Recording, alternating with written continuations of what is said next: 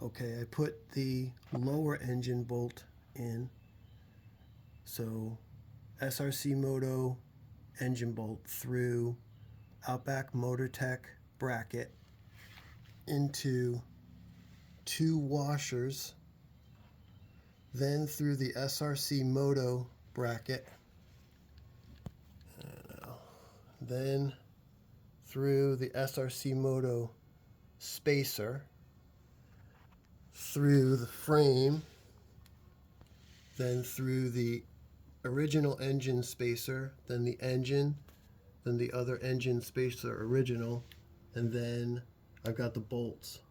So now I'm, through the clutch side. So now I've got the two front SRC Moto engine bolts going through both the Outback Motortek bracket and the SRC Moto bracket.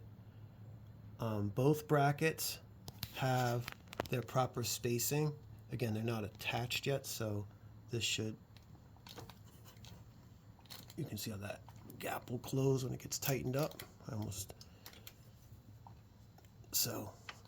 But now I had lined them up on the floor to see if I could create the proper gaps for both, and so far so good.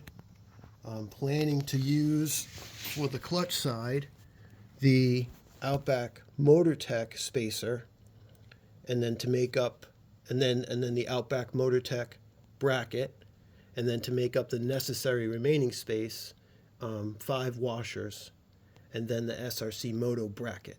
That's my current plan. So far, it seems to be going as I had hoped.